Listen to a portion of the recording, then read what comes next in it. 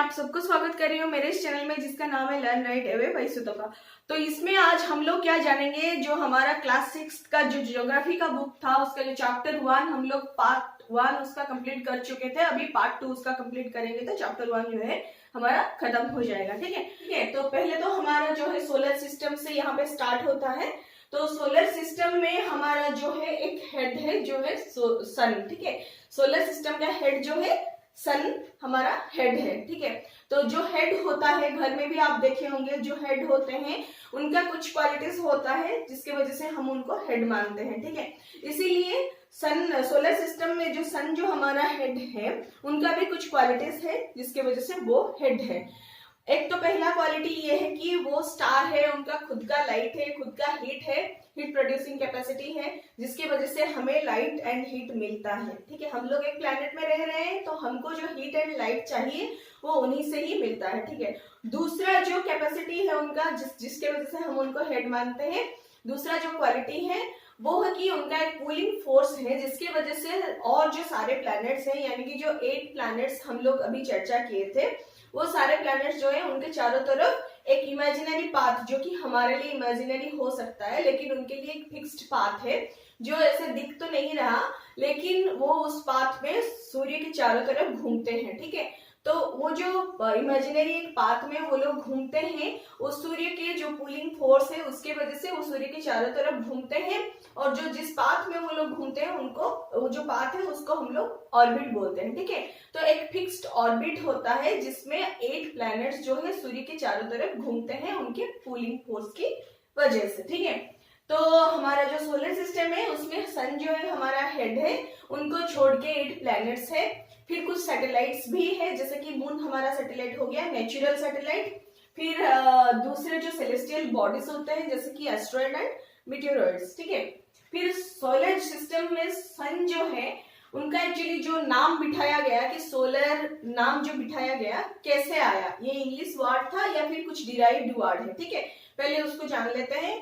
तो soul means sun god. ठीक है, मतलब सूर्य भगवान जो है उनको रोमन माइथोलॉजी में सोल बोला जाता है। ठीक है, तो सोल से रिलेटेड कुछ भी चीजें अगर होता है तो उसको वो लोग सोलर बोलने लगे। ठीक है, सोल से सोलर आया, सोलर से सोलर रिलेटेड जो भी फैमिली हो गया या फिर सिस्टम आया। ठीक है, तो सोलर मतलब सन का जो फैमिली है यानी कि जो 8 प्लैनेट और कुछ सेलेस्टियल बॉडीज और फिर जो एस्ट्रॉइड्स एंड मीटियोरॉइड्स ये सब जो हो गया, ये सब मिला के उनका जो फैमिली बनता है तो उसको हम लोग सोलर फैमिली या सोलर सिस्टम भी बोलते हैं। ठीक है, तो सन जो है जनरली हमारा सोलर सिस्टम का हेड है।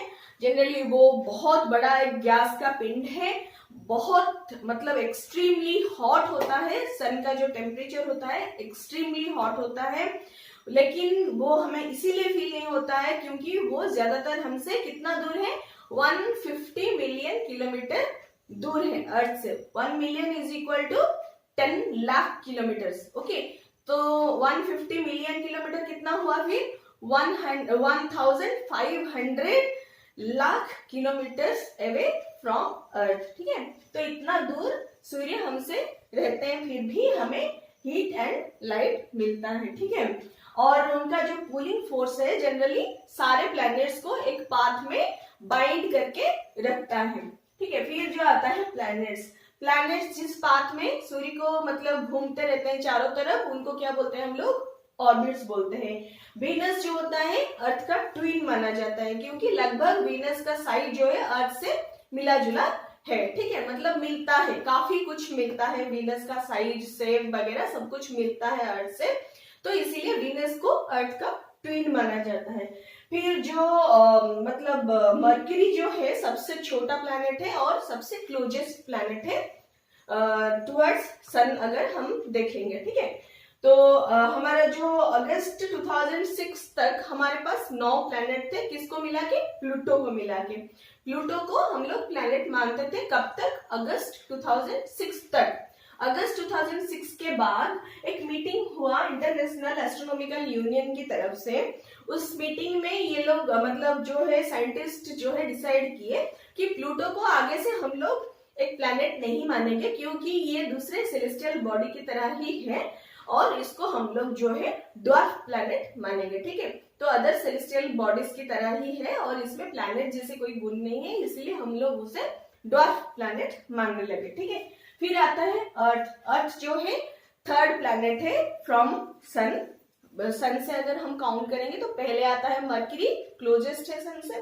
फिर आता है वीनस जो कि हमारा अर्थ का ट्विन माना जाता है। फिर आता है अर्थ। ठीक है, और फिफ्थ लार्जेस्ट प्लैनेट है ये हमारा सोलर सिस्टम या फिर सोलर फैमिली में, ये फिफ्थ लार्जेस्ट प्लैनेट है।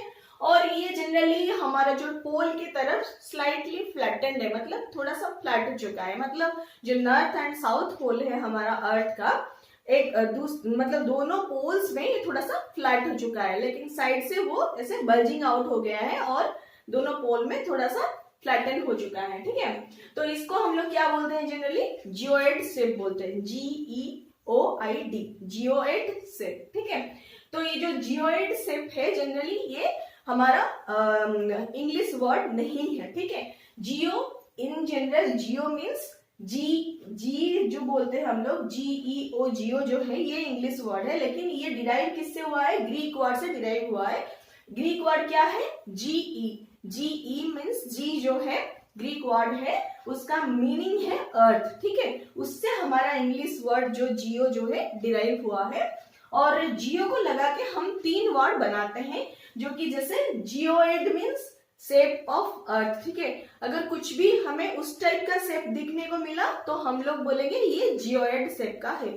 मान लीजिए कोई फ्रूट है जो कि हमें उस टाइप का दिखने को मिला, मतलब बीच में बल्जिंग आउट एंड ऊपर और नीचे वाला पोल जो है उसका फ्लैटेंड है, तो हम उसको क्या बोलेंगे, ये एक जियोइड शेप है। ठीक है, ऑइड मीन्स ये भी एक मतलब ग्रीक वर्ड है, उससे ही डिराइव हुआ है।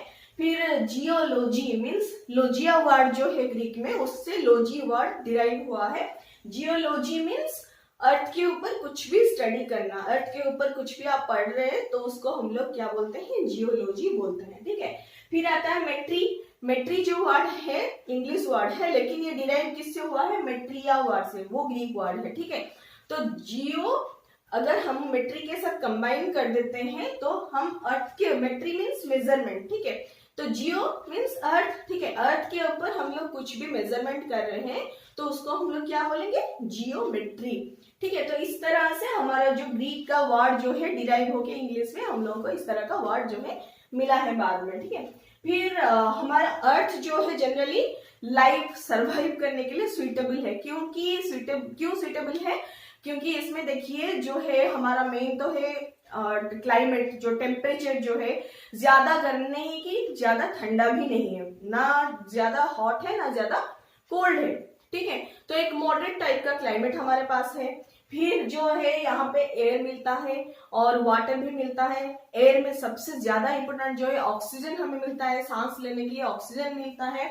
तो इस तरह का बहुत सारे ऐसे चीज जो है मतलब जैसे मिलता है हमारे अर्थ में, इसीलिए यहाँ पे जो है लाइफ पॉसिबल हो पाया है। ठीक है, और अर्थ में जो है मतलब 3 भाग जो है हमें, मतलब 4 भाग अगर मान लेंगे टोटल अर्थ का, तो 3 भाग उसमें 3/4 पार्ट जो है हमारा अर्थ का जनरली वाटर से कवर्ड है। ठीक है, या फिर आप ऐसे मान सकते हैं कि 2/3 एरिया जो है कवर्ड है, उससे मतलब वाटर से कवर्ड है, इसीलिए हम लोग उसको क्या बोलते हैं, ब्लू प्लैनेट बोलते हैं। ठीक है, ब्लू प्लैनेट। अगर हम बाहर मतलब हम लोग सैटेलाइट से देखेंगे, अर्थ का इमेज लेंगे, तो हमें ये दूसरे प्लैनेट की तरह ऐसे नहीं दिखेगा, हमें ब्लू दिखेगा। ब्लू इसीलिए दिखता है क्योंकि इसमें बहुत ज्यादा पानी रहता है, लगभग 3 भाग जो है पानी है और 1 भाग ही हमारा लैंड मास रहा है। ठीक है, इसीलिए हमें ये ब्लू दिखता है।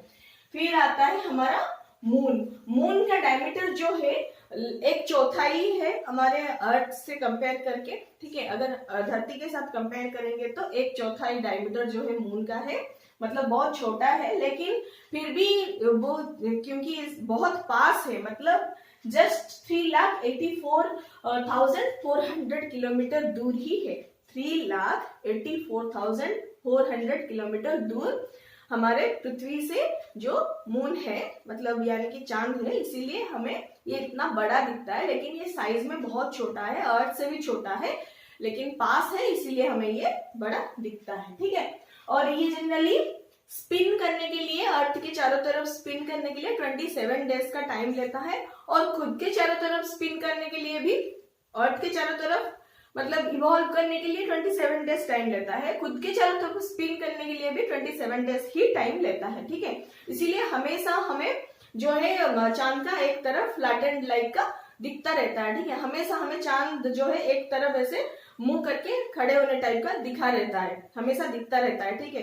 क्योंकि जितना टाइम वो खुद पे स्पिन करने के लिए लेता है उतना ही टाइम वो कंप्लीट रोटेशन के लिए लेता है। तो एक ऐसा लगता है कि बहुत धीरे से वो अपना जो है स्पिनिंग करते हुए वो अपना रोटेशन जो है कंप्लीट करता है। इसीलिए हमारा फ्लैटेड सरफेस हमेशा हमें दिखने लगता है रात के टाइम में, ठीक है। फिर आता है हमारा सैटेलाइट। सैटेलाइट जो है जनरली प्लैनेट्स के अराउंड घूमते रहते हैं। ये दो टाइप के होते हैं, कुछ नेचुरल्स होते हैं, कुछ आर्टिफिशियल्स भी होते हैं। आर्टिफिशियल यानी कि ह्यूमन मेड भी होते हैं, जो साइंटिस्ट लोग स्पेस में छोड़ते हैं, इसलिए कि यूनिवर्स का जो कम्युनिकेशन है, उसका जो भी हमारा दूसरे प्लैनेट का जो मूवमेंट्स है या फिर कुछ भी हमारे प्लैनेट की तरफ आ रहा है, तो उसके मतलब उसके रिलेटेड जो भी इंफॉर्मेशन हमें चाहिए, वो सब इंफॉर्मेशन लेने के लिए जो साइंटिस्ट होते हैं वो आर्टिफिशियल जो सैटेलाइट्स वगैरह रॉकेट के द्वारा छोड़ते हैं एक फिक्स्ड ऑर्बिट में, ठीक है। मतलब अर्थ से बाहर एक ऑर्बिट, फिक्स्ड ऑर्बिट में वो लोग प्लेस करते हैं थ्रू रॉकेट, ठीक है। रॉकेट उसको लेके जाता है, मतलब सैटेलाइट को लेके जाता है एक फिक्स पोजीशन में, वो फिक्स करके वो वेस्ट हो जाता है, ठीक है। फिर रॉकेट जो है खुद में डिस्ट्रॉय हो जाता है और सैटेलाइट जो है प्लेस हो जाता है एक फिक्स्ड पोजीशन में, जो कि हमें यूनिवर्स रिलेटेड बहुत सारे इंफॉर्मेशन गैदर करके प्रोवाइड करता है, ठीक है। इसीलिए छोड़ा जाता है स्पेस में आर्टिफिशियल सैटेलाइट्स। और नेचुरल सैटेलाइट्स तो आप जानते ही हैं, जैसे कि मून हो गया हमारा, दूसरे प्लैनेट्स का भी बहुत सारे ऐसे मतलब सैटेलाइट्स नेचुरली अवेलेबल हैं, हम लोग अभी डिस्कस किए थे। फिर आता है हमारा ह्यूमन मेड सैटेलाइट्स में नाम कुछ जानेंगे कि कौन कौन सा ऐसा ह्यूमन मेड सैटेलाइट्स आज तक मतलब ऐसे स्पेस में जा चुके हैं। तो उनमें हमारा इंडियन जो सैटेलाइट्स है, ह्यूमन मेड सैटेलाइट्स है, वो है इनसेट, IRS, एजुसेट, इस तरह का कुछ सैटेलाइट्स है जो कि ऑलरेडी स्पेस में क्राफ्टेड हो चुके हैं, मतलब स्पेस में प्लेस हो चुके हैं, ठीक है। वो लोग हमें इंफॉर्मेशन गैदर करके प्रोवाइड कर रहे हैं हमारे जो मतलब यूनिवर्स के रिलेटेड, ठीक है। फिर आता है एस्ट्रॉइड्स। तो एस्ट्रॉइड्स जो होता है बहुत छोटे छोटे पार्टिकल्स होता है, जनरली प्लैनेट्स के मतलब बीच में भी घूमते रहते हैं वो लोग, और मार्स और जुपिटर के बीच में भी आपको बहुत सारे ऐसे टीनी पार्टिकल्स जो है दिखने को मिलेगा। एस्ट्रॉइड्स का एक बेल्ट की तरह वो दिखने को आपको मिलेगा, ठीक है। वो पार्ट्स प्लैनेट का ही पार्ट्स होते हैं, टूट के जो छोटे छोटे पार्ट्स होते हैं वो एक बेल्ट की तरह घूमने लगते हैं। बहुत ज्यादा अगर हो जाते हैं क्वांटिटी में तो एक बेल्ट की तरह दिखने लगते हैं वो लोग, प्लैनेट के चारों तरफ घूमते हैं, ठीक है। और मीटियोरस जो है पीसेस ऑफ रॉक होता है, मतलब पत्थर का बहुत बड़ा पीस रहता है जो जनरली सन के अराउंड मूव करता है, ठीक है। ये भी सन के अराउंड भी मूव करते हैं, ठीक है। ये जो हमारा एस्ट्रॉइड्स जो होते हैं ये प्लैनेट्स के बीच में तो होते हैं, लेकिन ये भी सन के अराउंड ही मूव करते हैं। और मीटियोरस जो है वो भी सन के अराउंड ही मूव करते हैं, लेकिन ये बहुत बड़ा पीस का रॉक पीस होते हैं जो जनरली सन के अराउंड तो मूव करते हैं, लेकिन जब हमारे अर्थ की तरफ आने लगते हैं तो बहुत एक स्पीड में जब आते हैं तो एयर में जब आते रहते हैं तो फ्रिक्शन होता है, फ्रिक्शन की वजह से बहुत ज्यादा हीट पैदा होता है और हीट के वजह से उसमें आग लग जाता है, ठीक है। बहुत ज्यादा जो फ्रिक्शन की वजह से हीट पैदा होता है उसमें उसकी वजह से आग जो लग जाता है, हमें ऐसे दिखने लगता है कि पीछे से वो जलता हुआ आगे आ रहा है, ठीक है। हम उसको ऐसे हम लोग बहुत बार देखे हुए हैं, टूटता तारा हम लोग जिसको बोलते हैं कि वो ऐसे आ रहा है, जैसे कि लग रहा है कि मतलब हमारा जो तारा होता है उसका स्टार का कुछ पार्ट जैसे टूट के आ गया है, ठीक है। उस टाइप का लगने तो लगता है, लेकिन वो जनरली क्या होता है, मीटियोरॉइड्स होते हैं। एयर में जब आते हैं बहुत ज्यादा फ्रिक्शन की वजह से वो लोग हीट पैदा होता है तो उस मतलब आग जलने लग जाता है, ठीक है। क्योंकि ऑक्सीजन होता है हमारे एटमॉस्फेयर में, तो ऑक्सीजन जो है जलने में मदद करता है और वो जितना अंदर अंदर आते रहता है ऑक्सीजन क्वांटिटीज को लेके और भी जलने लगता है और धुआं जैसे एक पाथ का छोड़ देता है, ठीक है। पीछे एक धुआं सा एक पाथ जो है छोड़ देता है। तो जनरली ये हम लोग सब देखे हैं। फिर आता है जो हमारा सोलर सिस्टम है वो एक्चुअली हमारा क्या है, हम लोग तो रहते हैं अर्थ में। अर्थ कहाँ पे है? सोलर सिस्टम में। सोलर सिस्टम कहाँ पे है? मिल्की वे गैलेक्सी है, ठीक है। एक मिल्की वे गैलेक्सी है जहाँ पे बहुत सारे ऐसे सोलर सिस्टम होते हैं, बहुत सारे ऐसे सन होते हैं और बहुत सारे प्लैनेट होते हैं, उनको मिला के बहुत सारे सोलर सिस्टम होते हैं। इस तरह बहुत सारे सोलर सिस्टम मिलके मिल्की वे गैलेक्सी होता है, ठीक है। तो मिल्की वे गैलेक्सी जैसे एक गैलेक्सी नहीं, ऐसे बहुत सारे गैलेक्सी मिलके हमारा जो यूनिवर्स बना है, ठीक है। तो ये जो यूनिवर्स है तो आप मान सकते हैं कि कितना बड़ा एक स्ट्रक्चर है, मतलब कितना बड़ा हो सकता है ये हम इमेजिन भी नहीं कर सकते हैं, लेकिन फिर भी हम ये यूनिवर्स का ही एक पार्ट है ना। तो ये था हमारा चैप्टर 1 क्लास 6 ज्योग्राफी की बुक का, और आने वाले लेसन में हम दूसरे चैप्टर्स को भी कवर करेंगे। तो अगर आपको अच्छा लग रहा है तो दोस्तों के साथ शेयर करें, सब्सक्राइब करें और लाइक करना मत भूलिए, ठीक है। Thank you so much and नमस्ते।